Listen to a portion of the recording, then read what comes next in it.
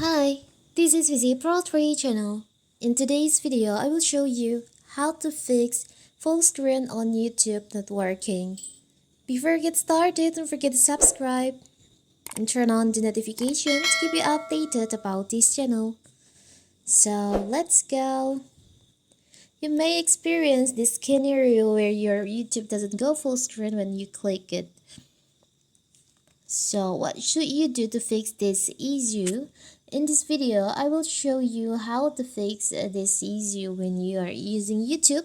You may find YouTube full screen not working, but causes you not to go full screen. This issue may relate to the update of the browser, bad case, cookies, hardware installation, etc.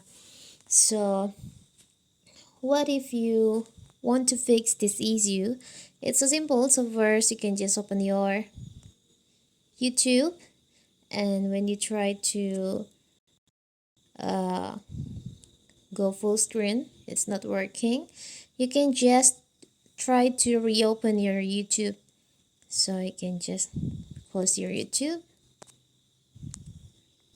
remove it from the recent apps, and you can try open the YouTube again, and you can try to full screen the videos on your YouTube. As you can see, it works, right?